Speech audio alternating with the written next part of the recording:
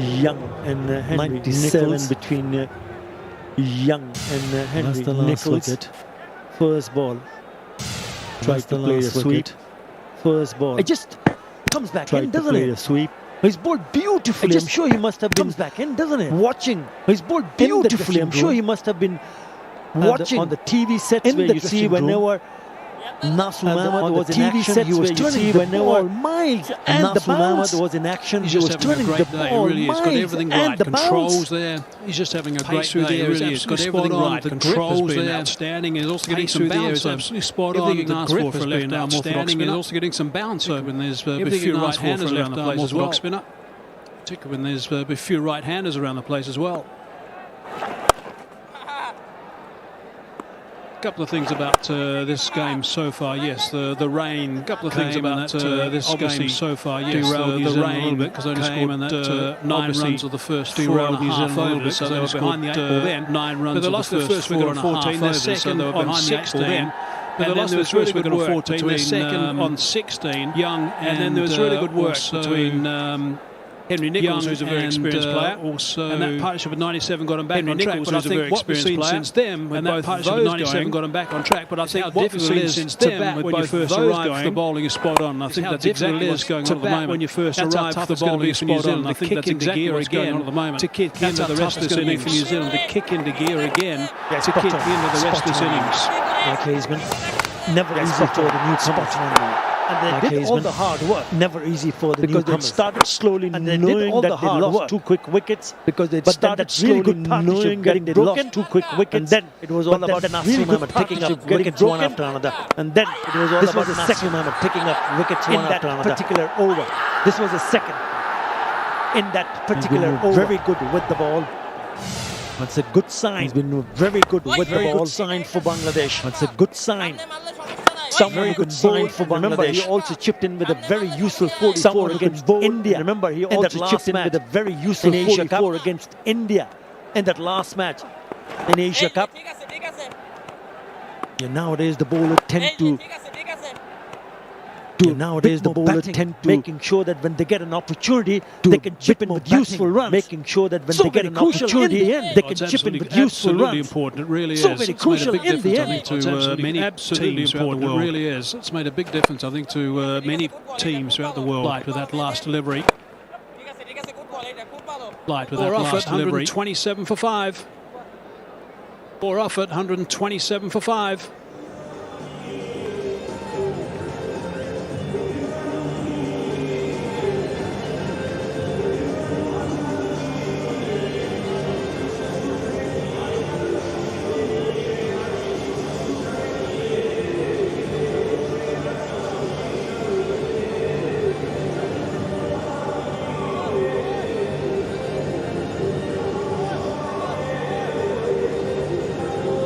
They are in search of a partnership, remember. They are in search of a partnership, remember. It is a 42-over match. The breakup due to rain. Now this is what New Zealand has done with the bat. 127 for 5. 2 new batters in the middle. That's exactly what Bangladesh wanted. After breaking that partnership between Young and Nichols, they managed to set one and the next one also. Oh, have a look at that delivery. To turn the ball like this, with this sort of pace through the air, is quite remarkable. And that's pitching certainly on middle stump, maybe a middle leg. That has gone a long way. Keeper was darting down that leg side. Yeah, once the ball started to do that, and there's so many things goes into the batter's mind. It's all about putting the batter in some sort of a doubt. He could have come onto the front foot, but when you allow the ball, trying to play it off the back foot, you're allowing the ball to turn. Has got more space to turn. Just want to have a look at that ball that really ripped. Where is this pitch? Is it middle or is it middle and leg? Certainly on middle. Gee, that's gone a long way. Really has gone a long way. Terrific pace through the air and terrific grip. As you said, Artai gives the opportunity for the ball to bowl a bit fuller as well. And this is a smart piece of bowling. Not every ball has turned. the last delivery came back in with the arm. So it's a clever piece of bowling. Good thinking from Nasu Ahmed. Only a single in the first 4 deliveries. I think one thing that Lytton Das has done very well in this game is the matchups. We talk a lot about matchups when it comes to T20 cricket, but Nasum has been bowling a lot to right-handers. Mahedi was bowling to left-handers at the start of the game as well.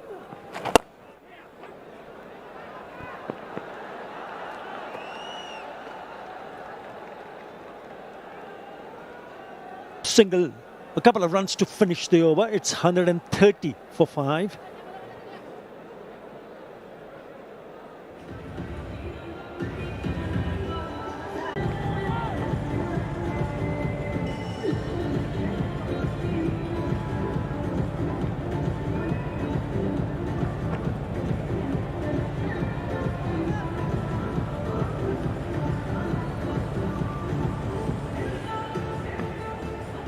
If you're a left-arm orthodox spinner and you're bowling to a right-hander, you're turning the ball away.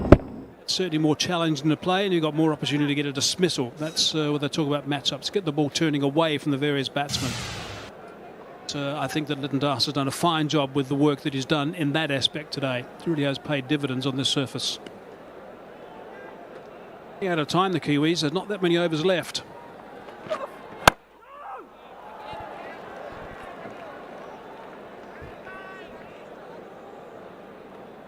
One thing what New Zealand need to figure out, who are the bowlers they can actually target to score runs, the top 4.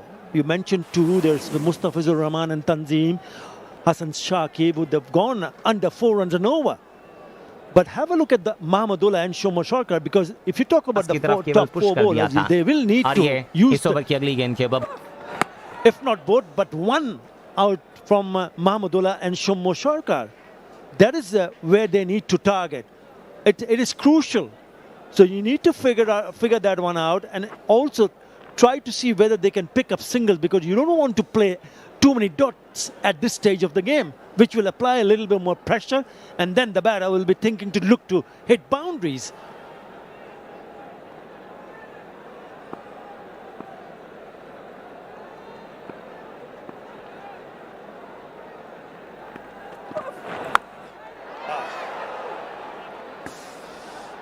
They needed a little bit of luck. Go straight over the keeper's head for the boundary. They had a couple of men back, so it wasn't a major issue bowling that short delivery. The top edge wasn't planned for, of course, as far as Bangladesh were concerned, but nothing wrong with the attempt of that.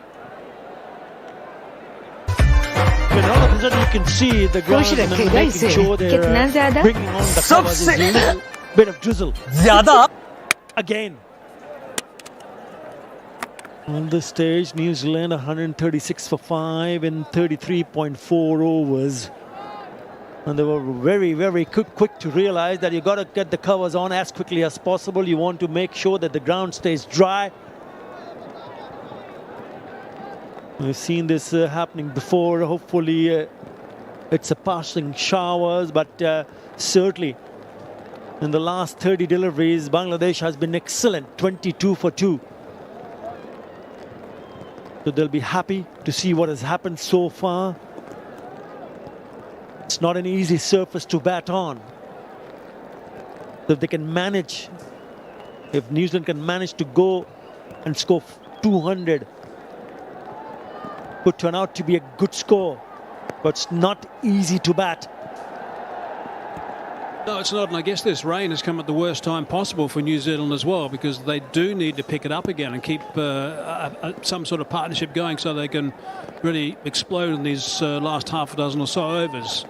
And it's a possibility that that's not going to happen, because we lost some time early. It was reduced to 42 overs, so time's going to be counted down pretty much straight away. Going to peg things down a little bit as well. They reduce the tea interval further, I would imagine. But the covers are coming out, and they're quite extensive, so that's good to see the ground staff working so quickly. Here's a look at the wickets for starters. Have a look at that catch. That is a beautiful catch. Beautifully taken behind. Extra bounce again from Mustafizur really did a fine job right at the top, picking up a couple of wickets. That was the first to go, with 14 on the board, and the second one was more standard with 16 on the board, so it wasn't a great shot, it's got to be said, but 2 down pretty smartly. Third, 113 on the board. Original decision was given not out. The impact was in line. And walking past that one was Will Young. Out by some distance in the end. Again, Nasum is impressed. And that's the second wicket from Nasum in that over to pick up Ravindra. It's the second ball. That delivery straightening. So there's the 5 wickets that have gone down at the moment. New Zealand 136 for 5. We're 2 balls shy of 34 overs. But the key contributors were Young and also Henry Nicholls. 97 stand between those 2 guys. They played very well, both of them, 58 and 44 respectively. But it's been difficult right at the top. And now, since that partnership at 97 has been broken, then it's been tough work for the New Zealanders from that moment on.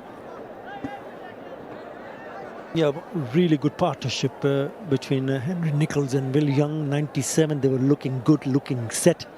And all of a sudden, a couple of wickets and they're struggling. 136 for 5.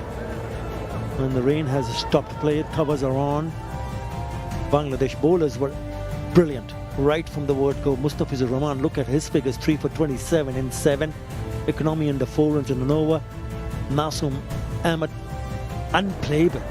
Kind of delivery really good seen in his spell between Henry Nicholls and Will Young. 3 2 for 21. These are the 2 wicket takers so far for Bangladesh. I thought Mahdi Hassan also bowled very, very economical. We'll have to wait and see when do we come back. But at the moment, Bangladesh is on the driving seat. We'll take a short break and we'll come back as soon as we get some news.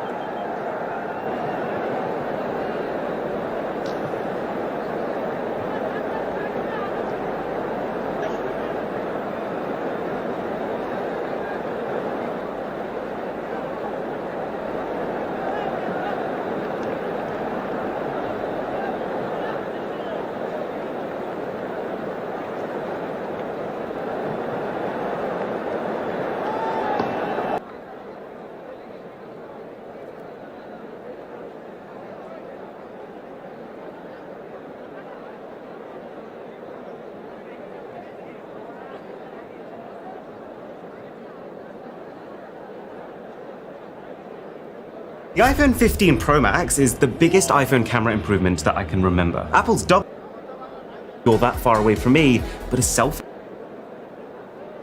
one. Because both of because of the shutter lag, it takes not as long as it used to, but still noticeably longer than the iPhone to capture. Almost like it's having a little like less you having to is not a perfect experience either. It could also do with an injection of creativity. Plus, in the pursuit of trying to tuck every single eyesore away and only trying to show you what you need to see at any one time, you will spend a lot of time gesturing to adjust things. And sometimes those gestures can overlap with each other. It can feel fiddly, but on balance between the two, I do prefer using the camera app on 15 Pro Max. The new iPhone does also have this new action button, which can get into the camera quickly and get shooting straight away, but assuming that you're using your phone for normal photos in an upright position, it's not really any faster than Samsung's double tap and then using the volume down to actually take the photo. So we can pretty much just disregard that. Okay, we're pretty even in terms of score so far, but moving up in terms of the order of importance, let's talk about audio. So right now you're listening to me on the iPhone. I'm in a pretty quiet space and you can absolutely tell. Now shifting over to the Samsung, again, it just sounds really good. That is that your voice. With the iPhone 15 to leave the chair in a nice way, the edge detection is really strong and that 3x lens is just convenient. But then there's those important perks that this new Samsung cannot do. When something like that exists as an option, it becomes much harder to justify Samsung's 12 megapixel portraits, even if stylistically I prefer them. So we'll call this one a draw. And now, just before the big three categories, let's run over special features, which is basically cinematic mode, slow-mo, and macro mode. A bit better as phones let in a little bit more light and have slightly better sensors, but honestly, if only the tiniest bit of effort was put into it, with the amount of computational power on these phones right now, it could be something quite special. Do you know what? I'm just going to keep featuring slow motion in these tests, just in protest, because I just think it's wrong that it doesn't get more support. I'd say Samsung takes it slightly, just in the sense that it has 960 FPS super slow-mo at the hit of a bit more quality, if you fancy doing that. Macro mode, on the other hand, is getting attention, and a bit less striking, but easy. This is to say that for all of the slow-mo. But currently, Apple is beating Samsung, just like they're absolutely whipping us in the subscriber race. But when we overtake them, mark my words, I will. But what features? Both phones can do them. But I'll give the category to Samsung just because of that slight edge in slow-mo. But currently, Apple is beating Samsung, just like they're absolutely whipping us in the subscriber race. But when we overtake them, mark my words, I will build the biggest iPhone the world has ever seen. So a sub to the channel would be shutterly brilliant. Right, let's talk about video. Video is a category that used to be Samsung is able to retain the sky behind me in a way that Apple just can't. But there's four things in the iPhone's court.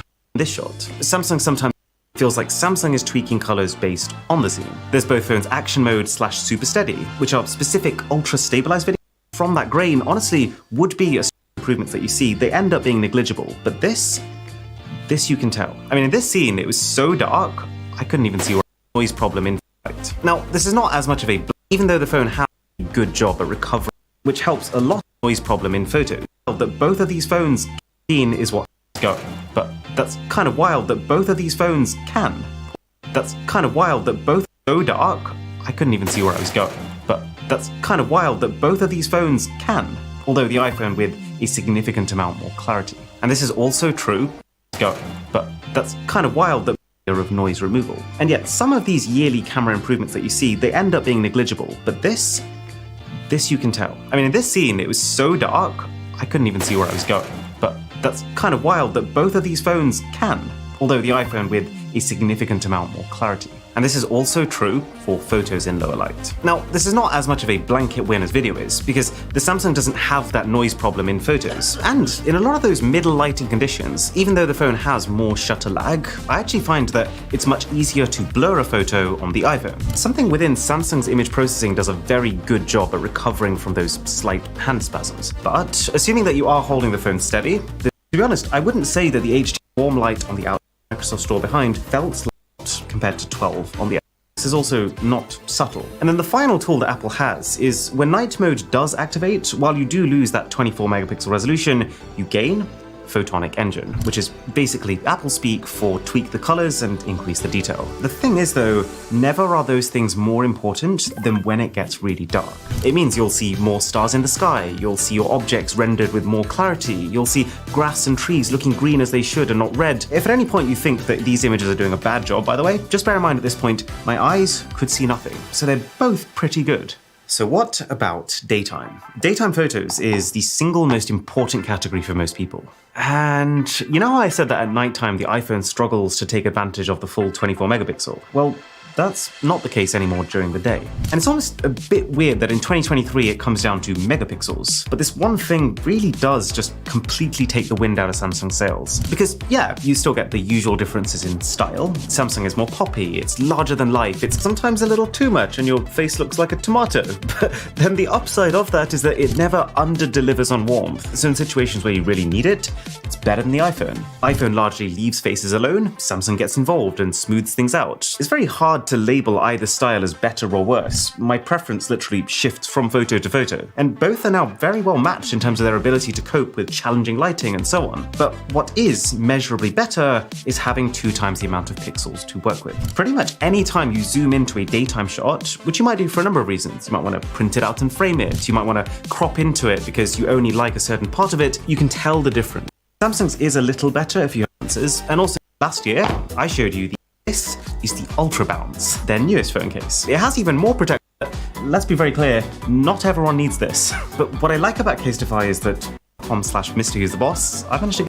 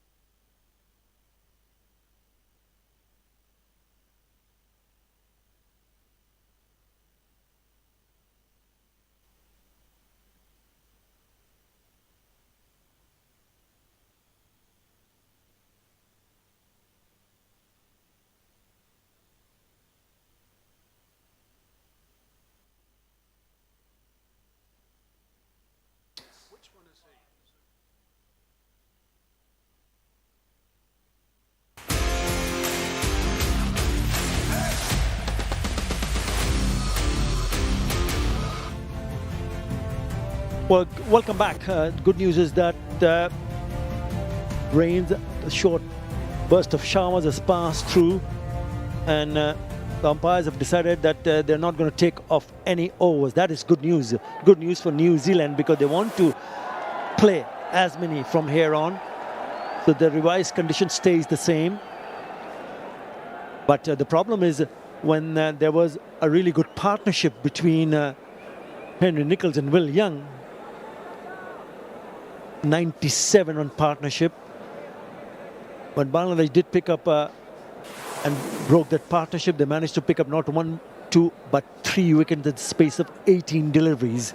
In those 18 deliveries, New Zealand only could score 10 and lost 3 wickets. That's the reason why at this stage of the game they're 136 for 5.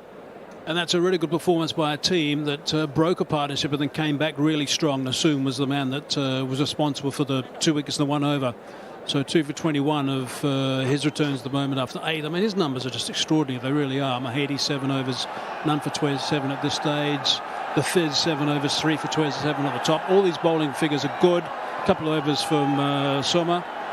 But when it's 6.5, all the numbers are good. And Bangladesh right now are going to be really pleased with their situation, although I've just noticed the covers are coming back, which will not make them happy at all.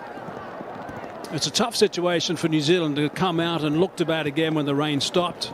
The reduction of the tea interval, by the way, the sup interval was taken back 20 minutes. That's why it was only going to be 10 minutes, and therefore there were no overs reduced. But now they're in no situation. They've got no room. They've got to start reducing overs, and it's, I think I'm right in saying it's 4 minutes per over, which is what they'll be looking at from here in. But with a little bit of luck, this doesn't continue for much longer, and we don't lose too much time, because New Zealand will be disappointed with this situation, because they really wanted to kick in for these remaining overs, and it would have been 42, but now it's going to be cut down, and there's the man who'll be frustrated more than anyone else.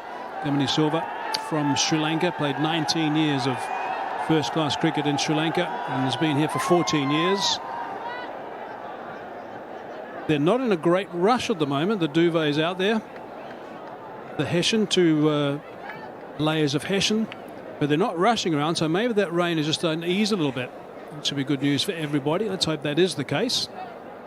Yeah, they've done a terrific job. So hats off to the groundsmen who've been busy throughout the day, making sure that they bring on the covers as quickly as possible to ensure that when they take it off, the ground and especially the square is dry. You also kind of feel sorry for the spectators who've come in big numbers, really big numbers here. And they haven't moved. They were sat on the open space seats. There you go. And then they ain't going anywhere. I can tell you that. So hats off to them too. I've been very enthusiastic. It's been terrific to see the support on a Thursday. It's going to be pumping this ground in a couple of days' time. On the weekend, they'll be coming out in their numbers, that's for sure. But really good to see the turnout today. One thing I have noticed that they've been so animated with the replays on the big screen, they know exactly what's going on. They know if the batsman's nicked it or hasn't nicked it. And you'll suddenly, in the background, hear the cheers if it looks like it hasn't been a nick and it's gone on for an LBW appeal. But their support has been outstanding today. Yeah, there's so much interest in this series, especially for the fans. You talk about the passion. That's the series itinerary. First one-day international, which is today at Mirpur. All three one-day international will be played at the same venue. Second one on 23rd of September, and the third and last one on 26th. Then they come back after the World Cup to play 2 test matches. One in Sylhet, lovely ground, absolutely stunning. And then the last and the second test match on 6th of December at Mirpur. Just going back to the point that I was trying to make, there's so much interest for the fans and everybody here for Bangladesh to see, because there are a couple of spots for grabs for the World Cup squad. So all eyes will be on Tamim Iqbal. If he's fit, he's an automatic choice. But the second name which I want to mention is Mahmudullah Riyad. Whether he'll be able to come in because he bats lower down the order, and if he does, is he going to score runs? And not only in the first one-day international, there are 2 more. We'll leave it like that. We'll take a short break and we'll keep you updated.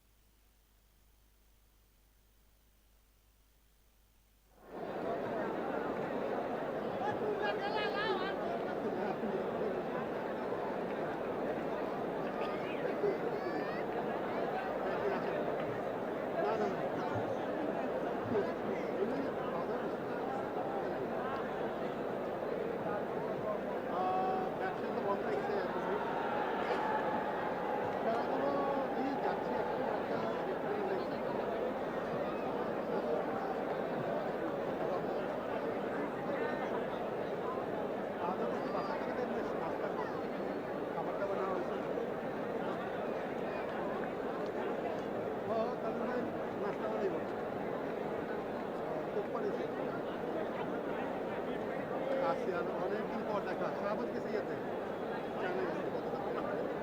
Asian games আমি সেটা করছিলাম আর আমি দুটোতে Asian games করছি শাহবাজ মনে হয় আবার Shahbaz Asia আবার যাবে না এসে 10 দিন পরে আমার 12 দিন আলহামদুলিল্লাহ আমার বন্ধু বলছে টিকিট ভাড়া নিয়ে থাকতে মালিককে বলতে মালিক বলছে আমরা থাকতে পারবো এটা পারমিশন দিবে নাকি ভিসা কত দিনের দেখা জার্মানি তো